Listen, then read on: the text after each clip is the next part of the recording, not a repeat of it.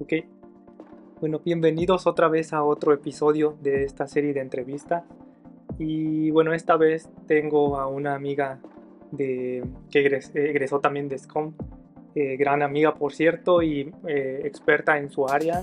Tu área que es más relacionada como a la parte de gestión, de riesgos, de este estilo de cosas.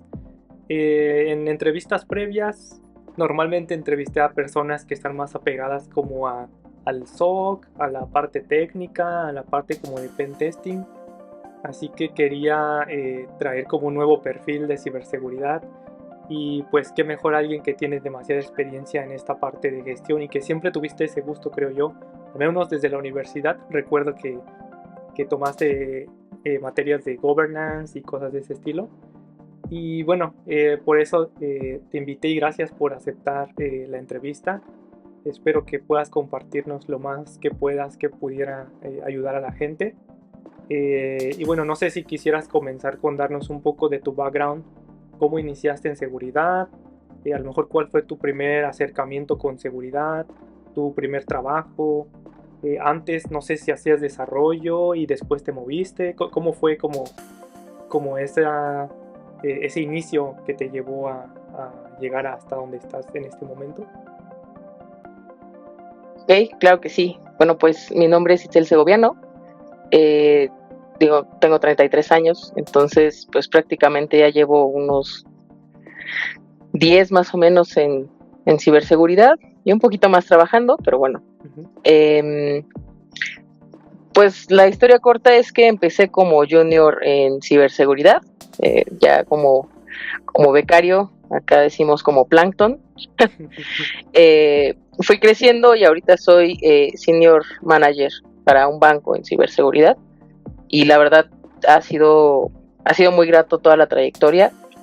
Eh, Mi inspiración para esto, muy sinceramente, desde que era niña me gustaba toda la parte de las computadoras, siempre me gustó, me interesé mucho. Mi pregunta era, ¿cómo es que funcionan? Y la resolví en la universidad y fue hermoso. Ujú. Pero para la parte de ciberseguridad, mi inspiración fue la película de Hackers con Angelina Jolie Ujú. y mis clases de ciberseguridad, o bueno, clases en la universidad. Tuve un par de diplomados en ciberseguridad y la parte de gestión. Entonces, en realidad sí, empecé en la parte de desarrollo. Eh, Mi carrera formativa empezó a los 11 años con una carrera corta en desarrollo, pero bueno, ya en la preparatoria y universidad lo desarrollé más, fui haciendo la parte más técnica, pero cuando descubrí el mundo de ciberseguridad encontré mi propósito, realmente Mm. proteger a las personas a través de la tecnología. Creo que definitivamente es mi camino y bueno, son las dos cosas que más me gustan. Oye, por ejemplo, hablas que comenzaste básicamente desde como becario. Creo que mucha gente inicia de esa manera, como que es tu primer contacto con el mundo laboral y con empresas y cosas de ese estilo. Previo a eso mencionas que habías visto películas como de hackers y bueno, primero respecto a las películas, ¿qué te motivaba? ¿Qué querías hacer? Como que decías, yo también quiero tomar control de un sistema o hubieras querido, pensabas a lo mejor en qué hubiera hecho yo para protegerme de eso. ¿Cuál era tu mentalidad en ese momento? También no sé qué edad tenías, quizá a veces tenemos ideas medias raras cuando somos pequeños. Y pues yo creo que tenía como 12, Mm. eh, 13 más o menos. Pero la idea que vino a mi cabeza fue, son unos genios, saben de muchas Mm. cosas eh, y entonces pueden hackearlas, pueden buscarle la vuelta, pero no puedes hacer eso si no lo conoces, si no sabes de eso, no le puedes dar la vuelta. Entonces, Mm. eso fue lo primero, son genios que hacen arte de alguna manera Mm.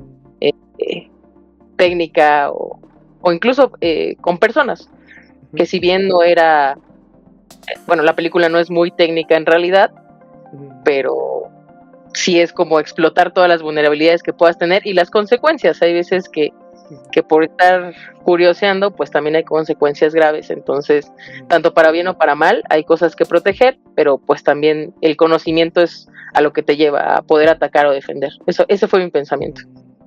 Oye, y una vez que tomas la decisión de hacer bueno, que de entrar como becaria, ¿qué hacías en ese rol?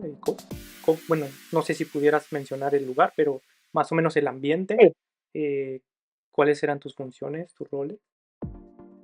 Y bueno, en la parte de desarrollo, pues era desarrollo web y bases de datos, y cuando ya pasó a la parte de ciberseguridad, fue en White Hat Consultores, y estuve haciendo toda la implementación de 27001 y bueno, ayudando en las auditorías. O sea, ayudaba en toda la parte de documentación, hacer procesos, entrevistar a las personas, y pues lo primero impactante ahí fue conocer el marco de ISO 27000, que parecía otro idioma, y conforme lo fui entendiendo, entrevistando a las personas, fue mucho más comprensible cada uno de los controles y la parte que aportaban a la ciberseguridad.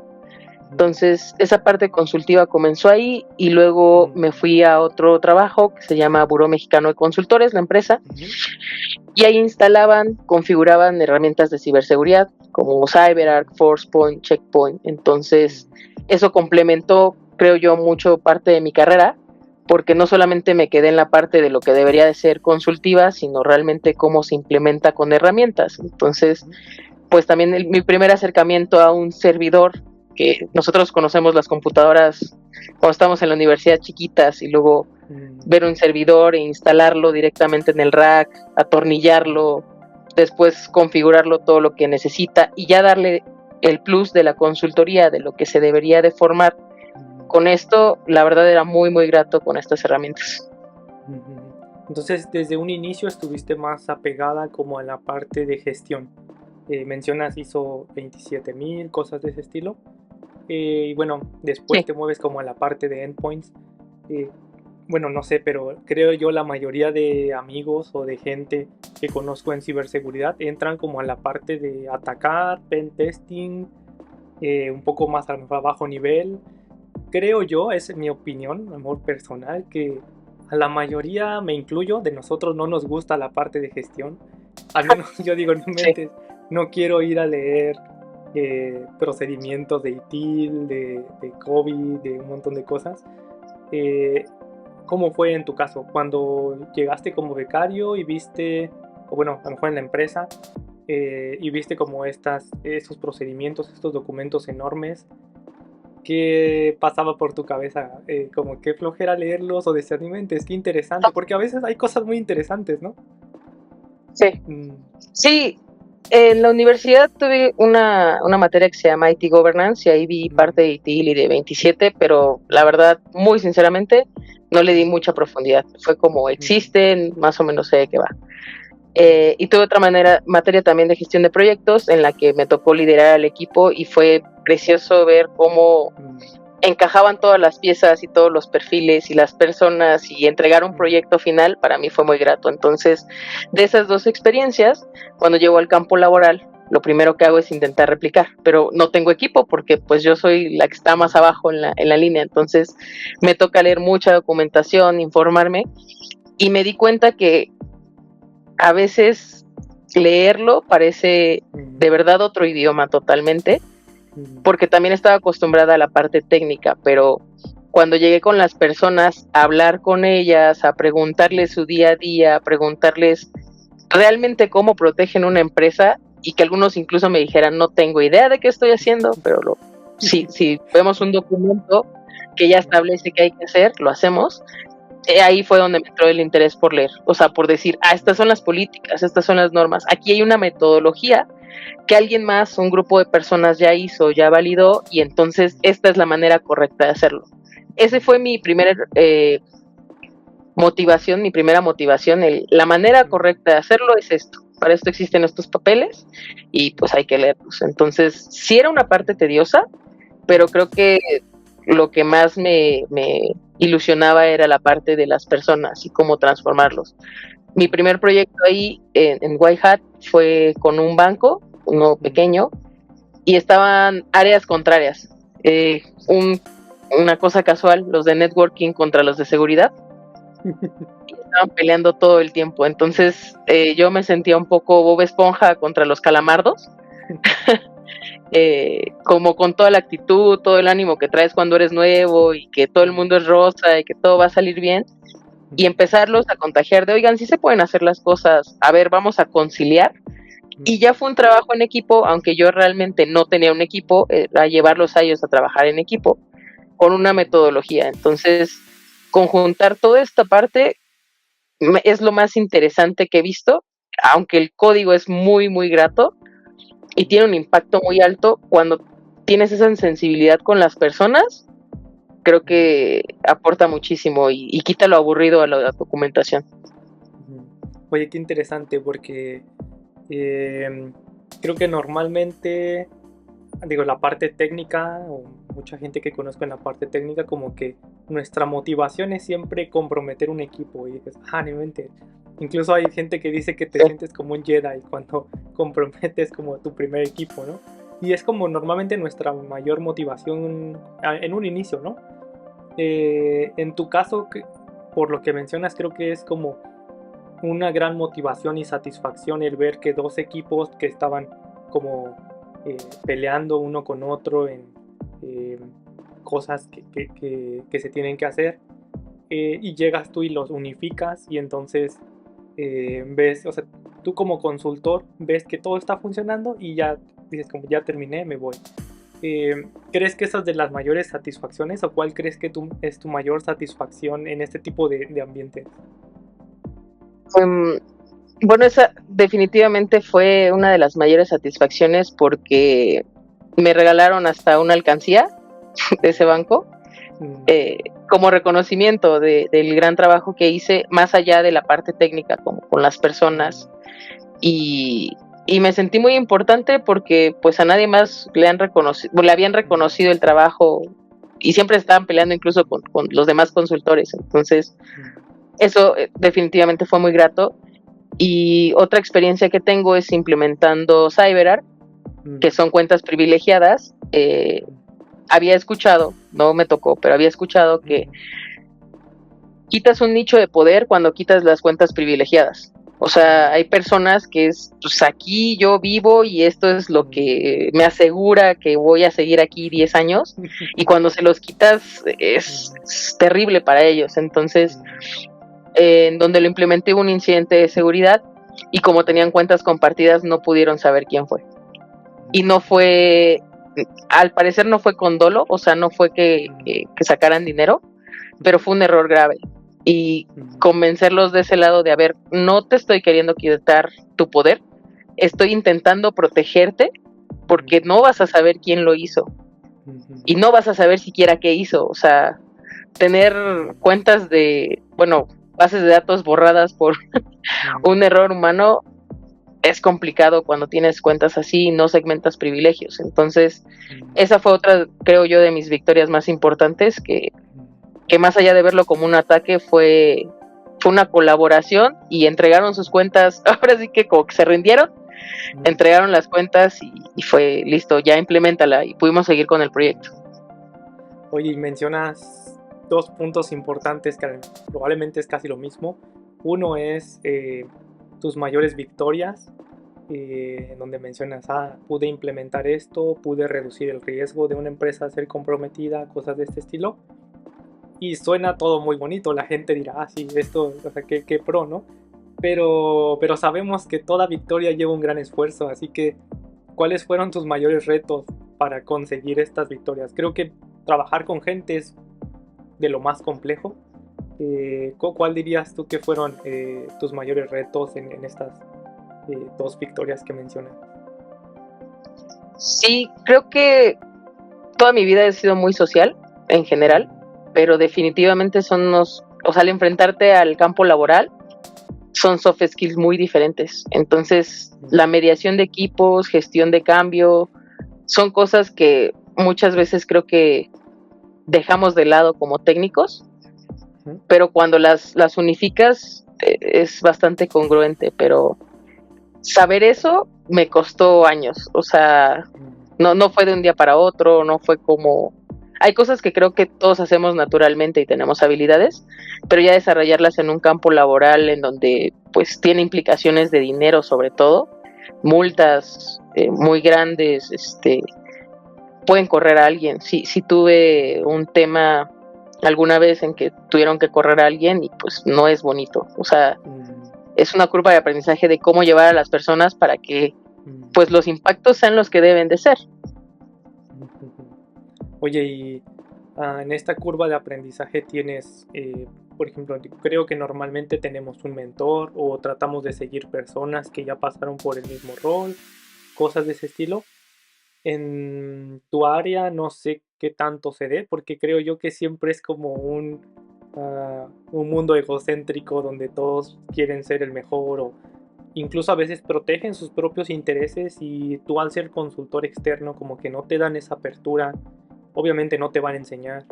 Eh, ¿Cómo has manejado tú esa parte de mentoría? ¿Realmente existe la mentoría en tu área o normalmente vas aprendiendo a la mala? Uy, es una muy buena pregunta. Creo que parte y parte.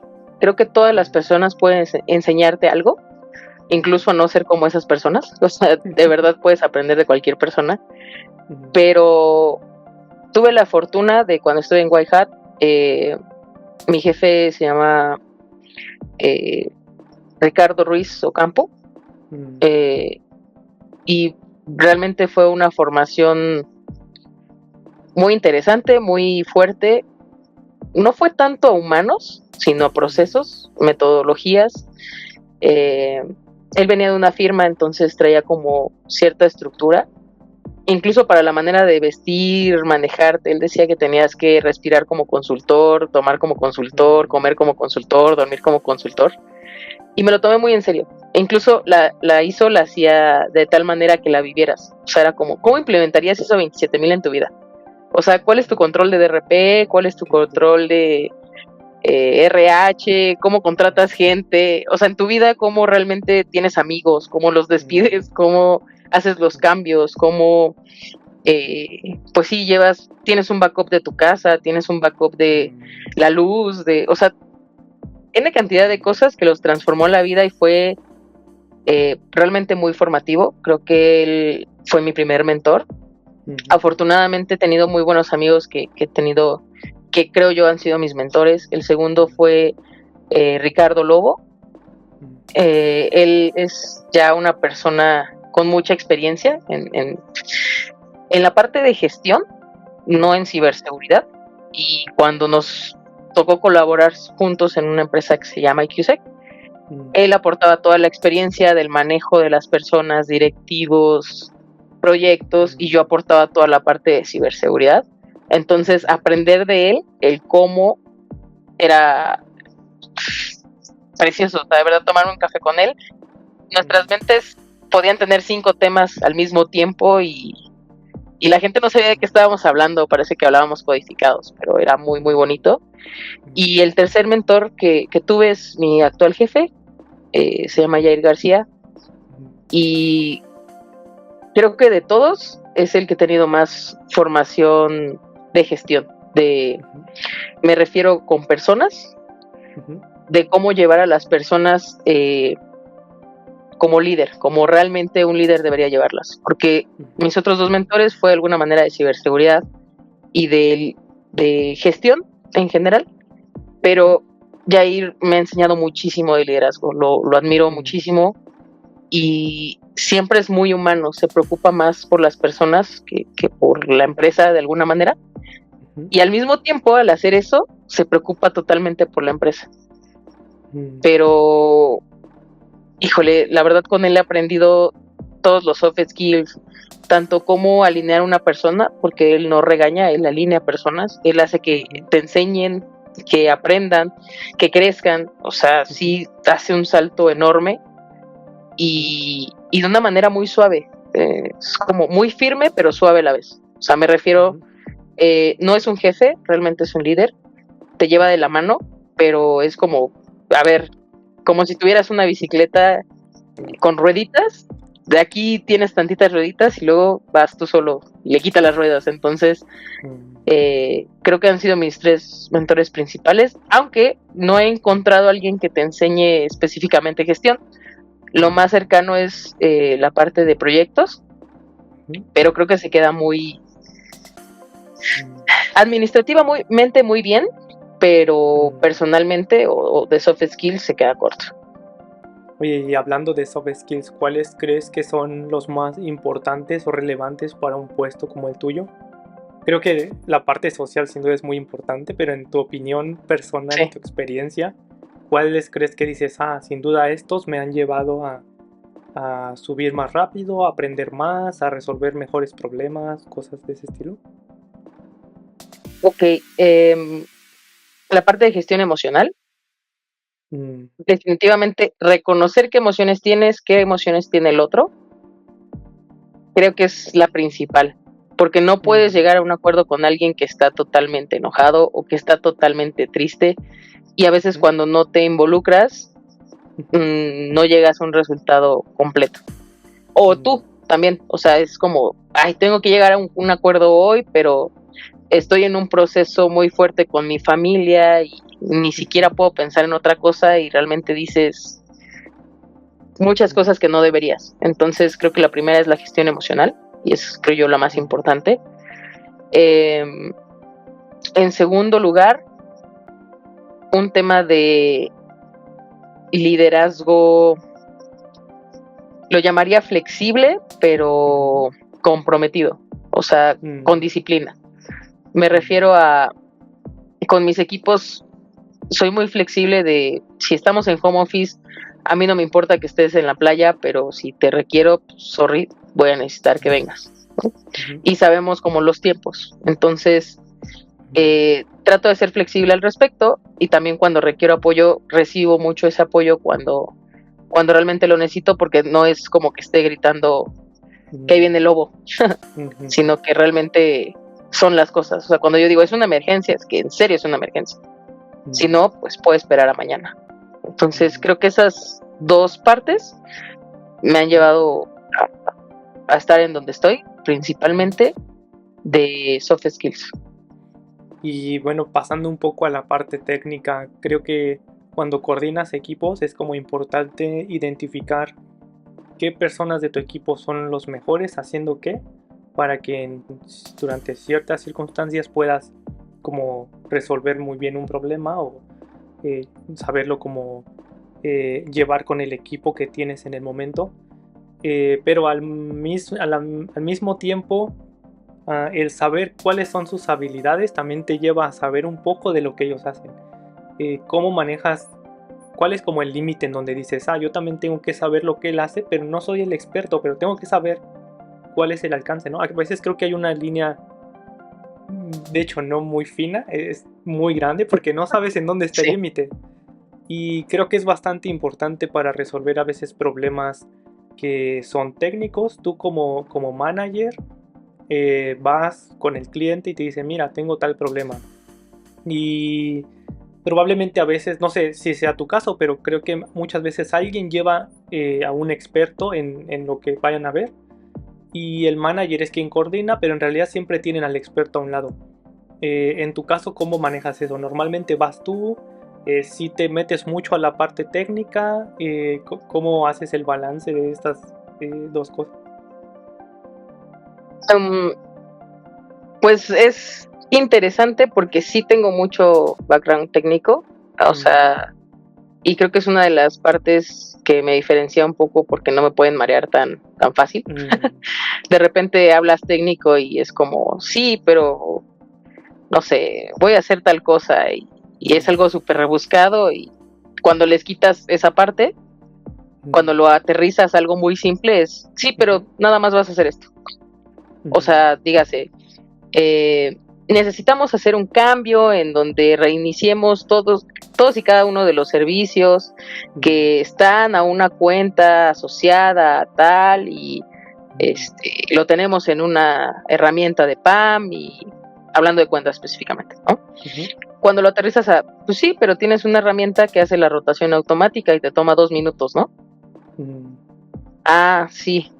Ah, entonces mm, evitas el que te quieran vender espejos porque pues, mm, conoces el background técnico. Entonces, en ese aspecto creo que me ha sido relativamente sencillo porque he estado mm, en toda la cadena desde meter un servidor al rack hasta configurar herramientas. Entonces, aunque son herramientas diferentes, de alguna manera siguen un mismo proceso. Entonces, como aterrizarlos en qué proceso están y cómo hacerlo. Entonces, creo que eso ha sido bueno. Regularmente, a primera entrevista voy yo sola. Cuando necesito alguien muy, muy técnico, sí voy, sobre todo cuando está en consultoría. Ahorita lo que hago con mis equipos es, al contrario, es ustedes atienden la parte muchísimo más técnica, porque es la parte operativa, pero yo tengo la parte conceptual. Entonces me siento con ellos una vez a la semana y en un pizarrón es a ver qué estamos haciendo.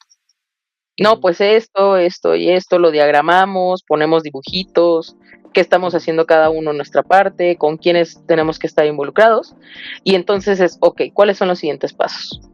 Descargamos todo en el pizarrón, cuáles son y en qué tiempos lo necesitamos, y entonces así es como yo doy mayor seguimiento sin meterme a los puntos y comas, ¿no? A revisar una línea de código y te falta un punto y coma, pues no, la verdad no me daría nada de tiempo. Entonces, de manera conceptual lo aterrizo y doy seguimiento a los acuerdos que tuvimos como siguientes pasos. Y ha funcionado, bueno, me ha funcionado bastante bien, porque ya saben qué es y en cuánto tiempo.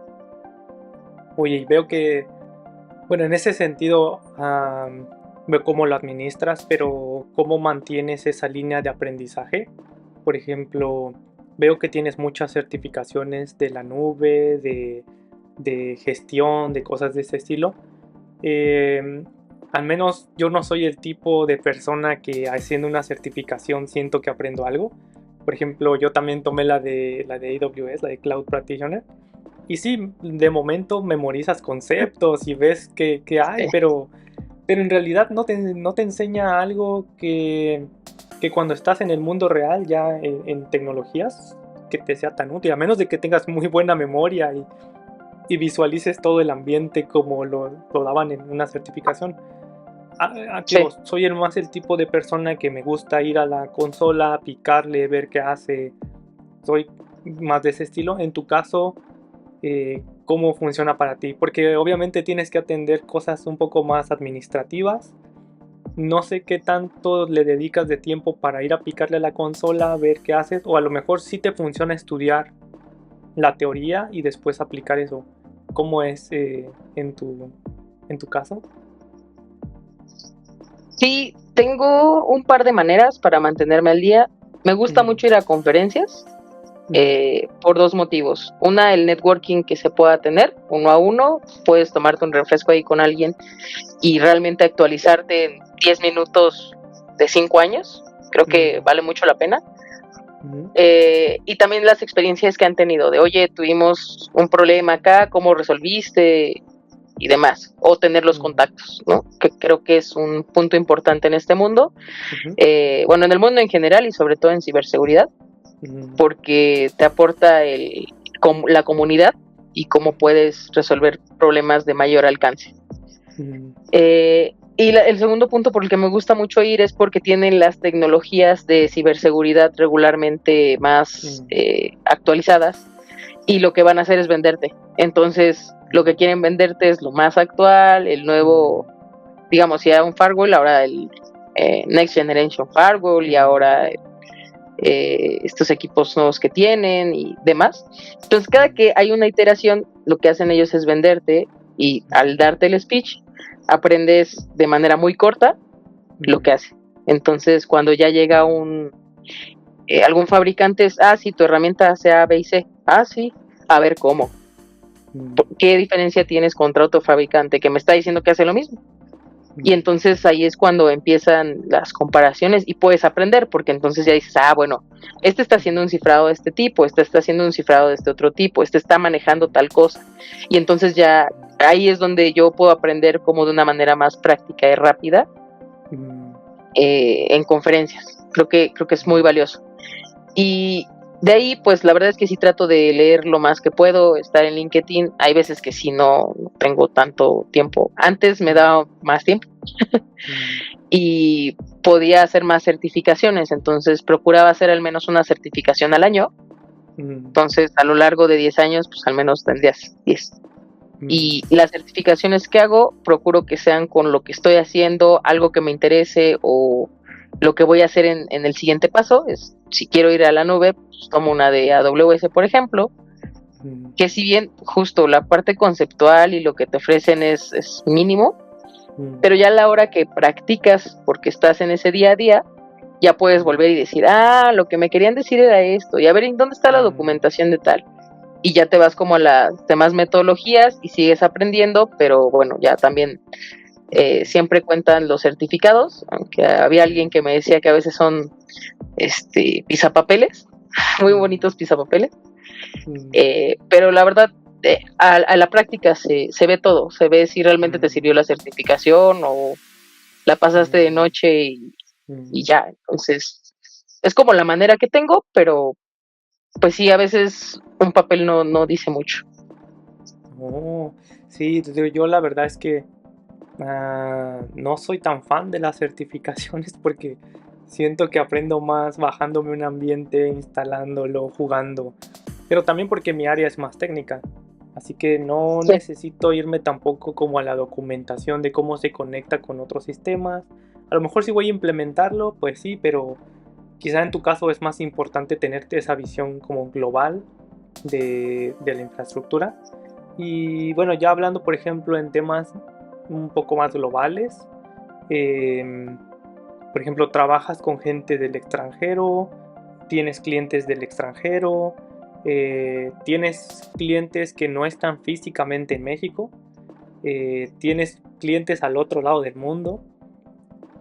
¿Cómo son estas interacciones comparado con México? Porque, por ejemplo, he escuchado historias en Japón en donde el extranjero está muy acostumbrado a que ofreces un servicio, te dan como las listas de requerimientos, tú lo validas y entonces cierras el trato con el cliente, ¿no? Y le dices, oye, sí, vamos a hacer tal, tal, tal. Si el cliente quiere algo más, si es muy pequeño, a lo mejor se lo integras. Si ya es más grande, como que le dices, bueno, esto no estaba en la lista, pero te lo puedo agregar como un servicio adicional o lo que sea, ¿no? En Japón las empresas tienen expectativas diferentes. En Japón el servicio general, incluso de un restaurante, el cliente es lo más importante. Entonces te tratan muy bien, te hablan muy bien, te ofrecen lo que tú quieras.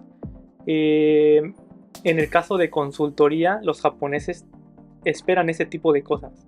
Como que si una empresa digamos, yo soy tu cliente y yo te digo, oye, necesito tal, tal, tal, y cerramos el trato y después te digo, oye, también necesito esto porque cuando implementaste tal cosa, sucedió esto, así que también voy a necesitar tal cosa, ¿no? Y lo manejan un poco como de, por lo que tú hiciste, me tienes que dar este otro servicio, ¿no? Y los japoneses, el cliente es muy importante, así que normalmente te lo van a dar los japoneses. He escuchado quejas de extranjeros que trabajan en esos equipos y es como de no, ¿por qué se lo voy a dar? No estábamos en el convenio, no nos va a dar tiempo, ya no tenemos recursos, no hay gente, dinero, lo que sea. Y si no se lo ofreces al japonés, normalmente ya no siguen haciendo negocios contigo porque es como que tu servicio fue malo. Aunque tu servicio fuera el mejor con base en lo que cerraron, si no les ofreciste ese extra que normalmente se los dan gratis, para ellos ya es un servicio malo. Y por eso te pregunto, en tu experiencia, ¿has tenido este tipo de roces o cosas culturales que dices, bueno, sí, pero nosotros no trabajamos como ustedes? O no sé, cosas de ese estilo. Sí. Bueno, cuando estaba en la firma me tocó trabajar con todo Latinoamérica y con Bélgica específicamente. Entonces, el tema de los horarios siempre es un problema, porque aquí en México somos muy dados de ponerte la camiseta y dar más horas y bueno, o sea, como dar una hora más o dos, o te habla alguien a las 6 de la tarde y no te vas, ¿no? Te regresas y bueno, a ver qué necesitas. Pero en Latinoamérica hay algunos que no. Bueno, aquí me tocó específicamente con Argentina, no te regalan un minuto más, o sea, es la hora y bye. O si te dicen, aunque sea su mediodía y no te pusieron que están comiendo, o sea, qué hora es su hora de comida, nada, estoy desayunando. Y como la cultura acá es como, y luego, o sea, si estás desayunando, pero pues, puedes responder, ¿no? ¿Qué necesitas? O sea, porque aparte estabas en virtual.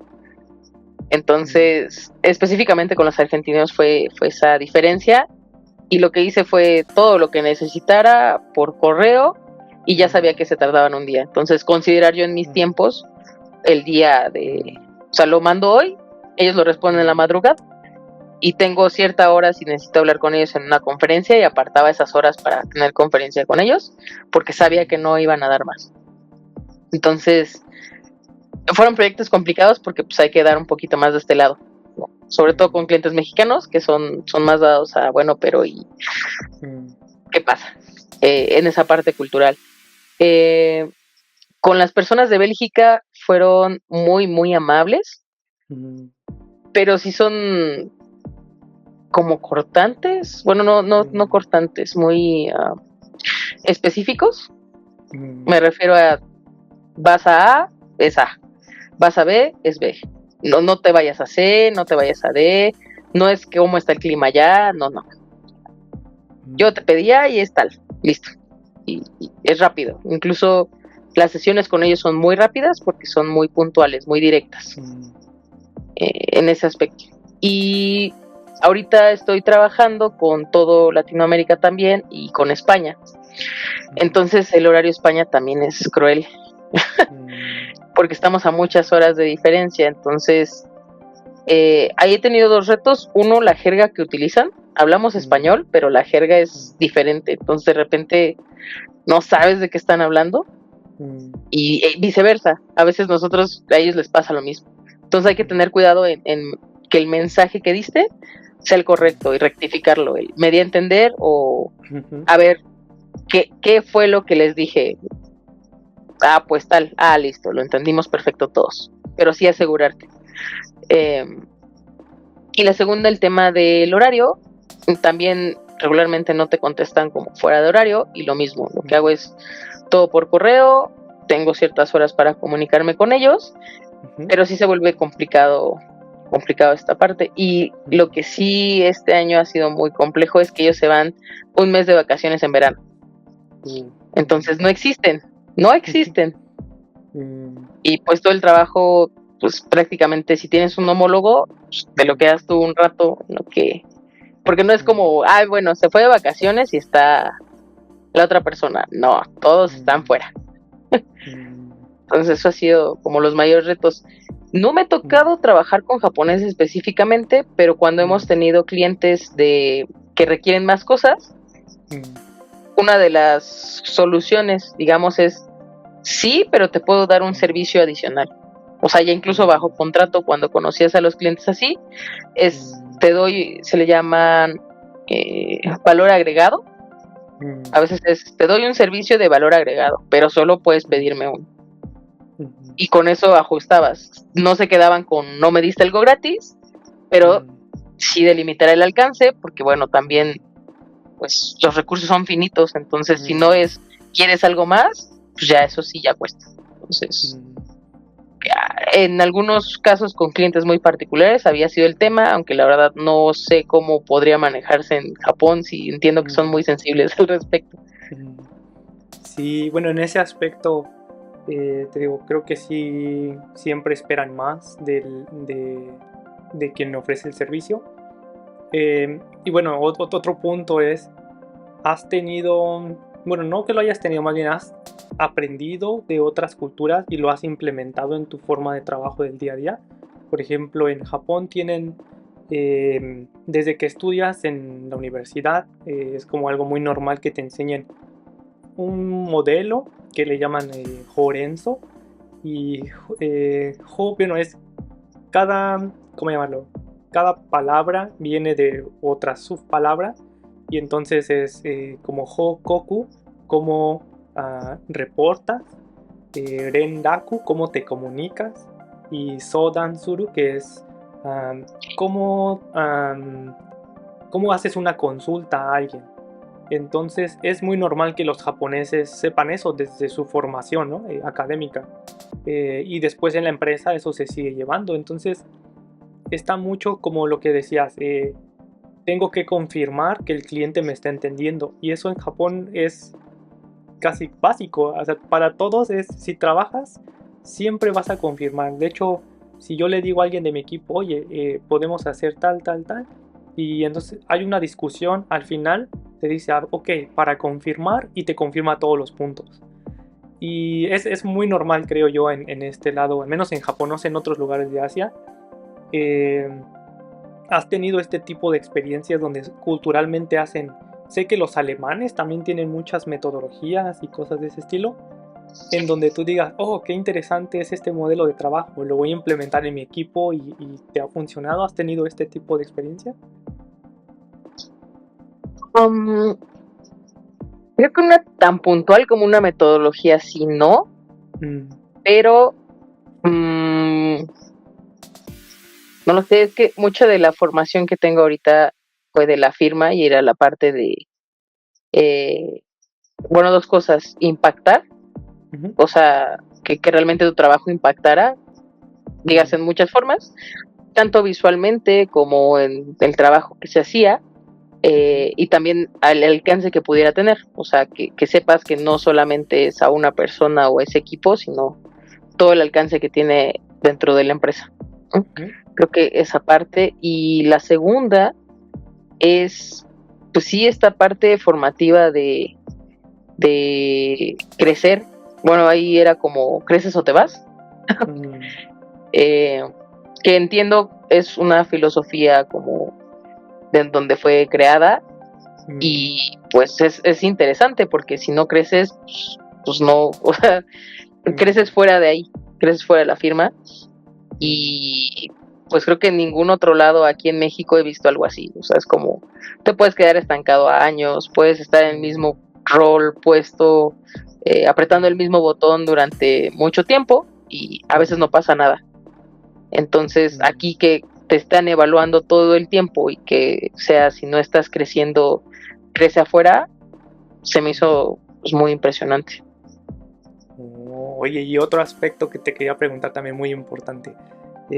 Bueno, importante creo en mi opinión. Creo que recientemente hay mucho, am, ¿cómo llamarle? Mucho movimiento en cuanto a inteligencia artificial, nuevas tecnologías, Oh, innovación, sí. incluso nuevos modelos de trabajo, ¿no?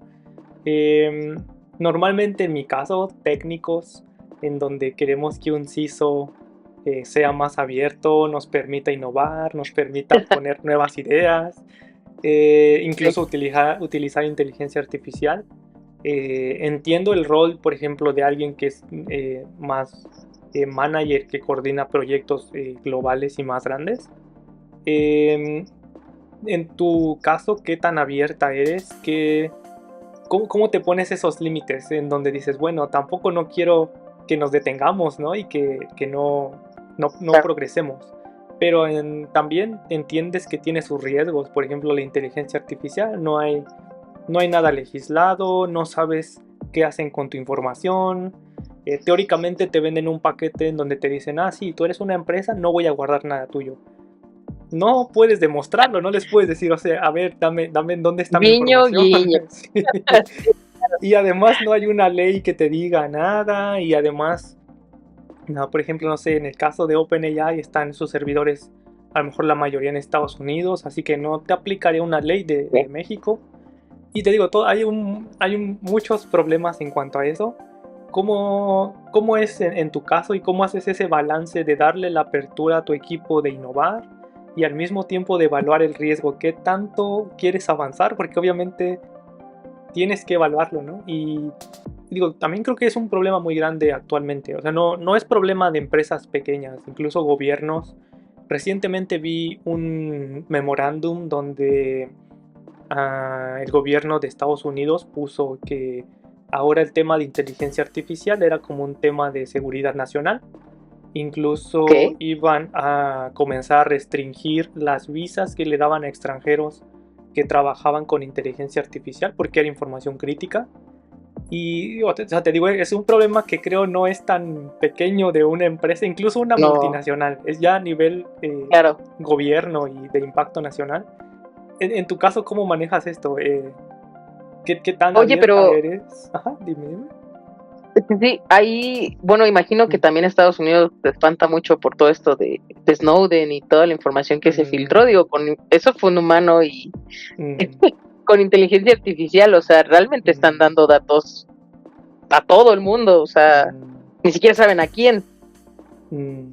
Bueno, Sí, son creo temas. que con ellos puede venir por ahí. mm, Sí, yo creo que son temas más complejos porque, o sea, sí hay como esta parte de ataques, ¿cómo le llaman? Supply chain attack. Sí, Olvidé cómo se traduce, pero, o sea, hay ataques donde alguien pone algo en tu la sistema. cadena de... Ujú. Ajá, ¿cómo es? ¿Ataque a la cadena de suministro? ¿O cómo es? Sí, bueno, Sí, ujú. dejémoslo en inglés. Y Sí, bueno, el aquí lo punto es que... traducen a su manera y con el mm, background metodológico, bueno, de como de mm, mercadotecnia. mm, Es como el ataque en la cadena de gestión, ataque en la cadena de mm, servicio, ataque en la... mm. sí. Sí, y te digo, sí, creo va un poco por allí y también creo que tiene que ver con que quieren tomar el liderazgo de qué país va a ser el que al final sea el líder en esas tecnologías. Sí. Y otro poco también en que tienen mucho extranjero trabajando dentro del país. Incluso creo que, no recuerdo qué compañía, Huawei o alguna de ellas tuvo como, no es cierto, fue TikTok, tuvo juntas con el, no sé cómo le llaman, como el Senado de Estados Unidos y le decían, oye, pero ¿dónde están tus sistemas? Y decían, todos están en Estados Unidos, ¿no? Y después decían, ¿y tienes Ujú. trabajadores de China? Sí. ¿Y en dónde están localizados? En China. ¿Y acceden a la información de Estados Unidos? Y ellos, pues no, acceden a la de TikTok, que es mi Claro, empresa. no, por supuesto, Pero ajá. para el Senado eso es, pero están accediendo desde China información de los americanos. Y te digo, tienen un problema con todo esto. Pero bueno, regresando a un poco a la pregunta, eh, ¿cuál es tu visión? ¿Cómo tomas decisiones? ¿Qué tanto tienes apertura a proyectos, digamos, innovadores? Eh, ¿Cómo es ese balance? Digo, ahora yo poniéndome del otro lado, digo, tú como manager, ¿cómo me resuelves ese problema? Sí, claro. Pues yo creo que estamos definitivamente con un reto, todos, Mm, o sea, como humanidad, creo que tenemos el reto de la IA, mm, que si bien en la escuela a veces lo veíamos como muchos ifs y iterados, mm. eh, Sí. pues llega a ser mucho, el potencial es enorme, entonces Mm, puede ser realmente un gran aliado o un gran enemigo, pero creo que mm, todos estamos llegando a un contacto muy, muy cercano con la mm, inteligencia artificial, entonces mm, eh, creo hay dos puntos muy importantes. El primero es que como humanidad ujú, seguimos siendo atacando a humanos y ujú, los problemas, las motivaciones siguen siendo humanas. O sea, ujú, son temas políticos, son temas, incluso a veces hasta llegaría a atreverme a decir primitivos como de humanos, de mm, querer poder, de envidias, de, no sé, o mm, sea, realmente cuando son ataques con inteligencia artificial, creo que las mm, motivaciones sobre todo son el dinero, el ujú, poder ujú, o afectar a alguien por algo, ¿no? ujú, En específico. Pero sigue siendo humanos contra humanos utilizando una herramienta, creo yo. ujú, Y del lado contrario, pues seguimos siendo humanos defendiendo a humanos, pero mm, con herramientas. Entonces, eh, creo que es muy importante que sí lo empecemos a usar. Es que esto mm, va a ser como quedarnos analfabetas, como no saber manejar un mm, carro en la actualidad, mm, como no saber utilizar una computadora, las cosas mm, mínimas, o no utilizar un celular, esta parte como de analfabetas digitales, creo que en algún mm, momento vamos a llegar a un analfabetismo de inteligencia artificial, mm, pero como humanidad debemos saber las bases. O sea, ujú, yo pienso que algún día le van a rezar al Internet para que no se caiga y se hacen mm, Internet, mm, porque no saben de dónde viene. mm, Entonces, creo que ese tipo de cosas, llegar a las bases y saber de dónde viene, pues haría que la IA no tuviera tanta relevancia, o bueno, no en nuestras vidas con un impacto tan alto, porque sabrías prepararte algo sin que la IA te mande a hacerlo, ¿no? La parte laboral creo que es un reto muy interesante porque ya se venía utilizando en ciberseguridad, o sea, ya habían cosas que ya se estaban utilizando con IA, solamente que no se nombraban así, creo yo. Toda esta parte de análisis predictivo, la parte de comportamiento, ya empezaba con estas cosas desde hace años y se utilizan en herramientas que son caras para las empresas, pero ya se utilizaba. Entonces, creo que ahora que esté disponible para todos, es el reto grande de, bueno, pues los ataques ahora son más elaborados, más específicos, pero también nos ayuda a resolver el problema. Entonces puede ser un gran aliado en ese aspecto. Creo que no podemos quedarnos en una montaña a vivir sin IA o sin celulares, porque la ciberseguridad creo que llega a un punto de pánico de, bueno, pero ya no, todo es análogo. Pues tampoco. Acompañado del riesgo viene la oportunidad.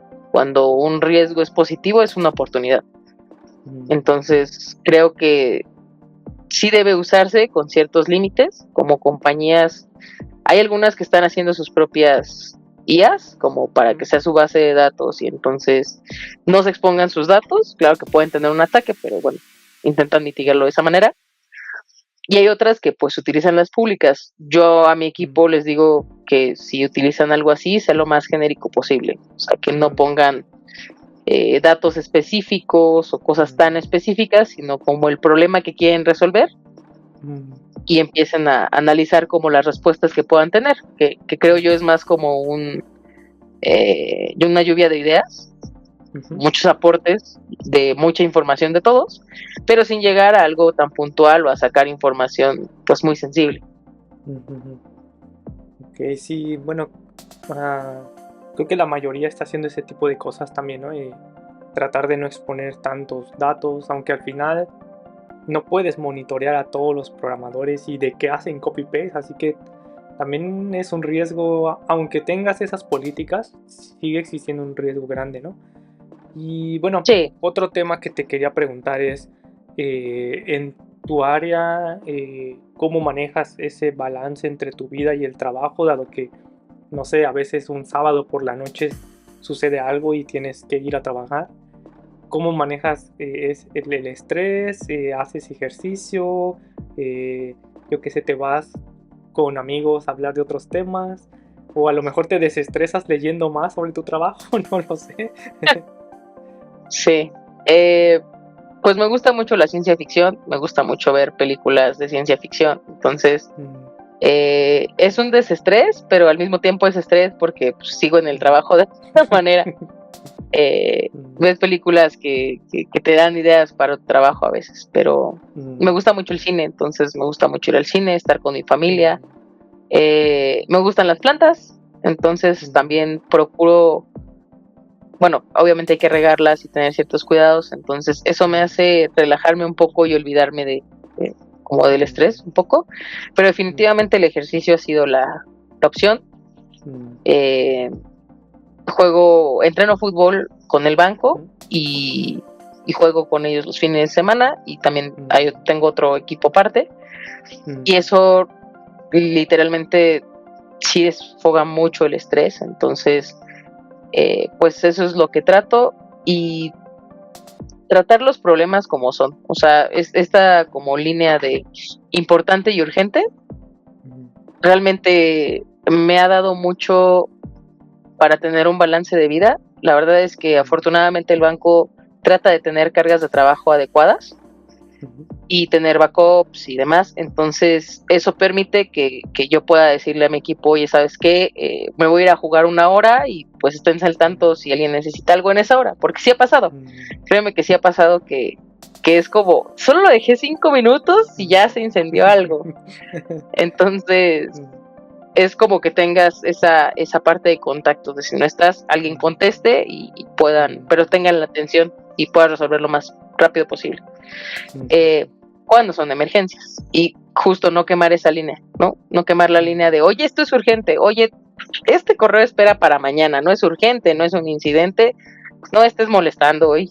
Entonces, esa línea creo que ha sido un buen balance, y las vacaciones son totalmente desconectarme. Entonces, trato de aplicarlo con mi equipo, incentivarlos a que vayan a hacer deporte también, que genera el jugar en equipo, el hacer más cosas, el tener integración incluso a veces, pero sobre todo te saca del estrés. Entonces, trato de incentivarlos a que tengan esta parte de deporte o algún hobby que les guste, y sobre todo eso, desconectarnos cuando podamos desconectarnos, que son en las vacaciones, es procurar no molestarte, a menos que sea algo que de veras se está incendiando muy fuerte, pero si no, no. Y también en el día a día tratar de desconectarnos pues las horas que no son laborales, a menos que haya un incidente, y cuando hay un incidente o cuando hay algo que hacer, pues sí estar atentos, porque en ese momento tienes que responder y a la hora que sea. Oye, y en el caso de incidentes, por ejemplo, no es como que los obligues, pero sí debes de estar cuando hay un incidente, o sabes que es su día libre y pudiera no conectarse. ¿Qué tanta apertura tienen en tu equipo en estos casos? Sí, sabemos que es su día libre y pudiera no conectarse. Creo que tratamos justo de decir, oye, si eres el super experto, no podemos vivir sin ti en esto, hablarle, pero si lo podemos resolver entre el equipo, lo resolvemos. O sea, el punto es, si alguien está afuera, está afuera, y respetarlo. Hasta el momento no he tenido algo que tenga que regresar a alguien de algún lado, porque trato de estar como muy al tanto de en qué están y cómo resuelven ciertas cosas. Entonces no he tenido como problema, y ya cosas como de seguimiento es, bueno, sí puede esperar a que regrese, ¿no? Sí puede esperar. Lo que sí es me han llamado de, oye, es que necesitamos esto, ¿no? A ver, yo vi aquí el correo que te dijo que está de vacaciones y que la próxima semana te entrega. Qué interesante. Y listo.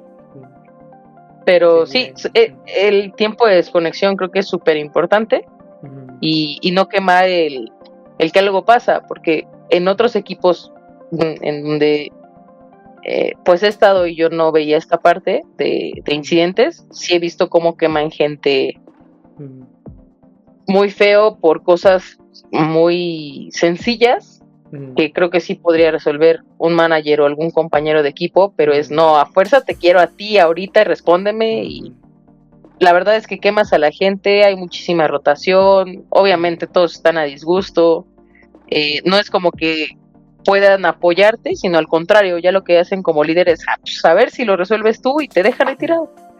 Entonces, creo que ha sido como la manera hasta el momento. Oh, qué bien. Bueno, ya sé que cuando regrese a México ya sé en qué equipo me voy a unir. Y ahí te contactaré. Sí, claro, con gusto. Sí, bueno, ya para ir cerrando, ¿hay algo que quisieras compartir con la gente? No sé, ¿cómo iniciar en tu área? ¿La recomiendas? ¿Qué cosas recomiendas estudiar? A lo mejor, no sé, cualquier cosa que quisieras agregar. Okay, pues me gustaría agregar que la diversidad es muy importante, más allá de que podamos todos ser o no iguales en muchos aspectos culturales, étnicos, ideologías y demás. Creo que el tener personas diferentes en todos lados hace que puedas tener mayor efectividad.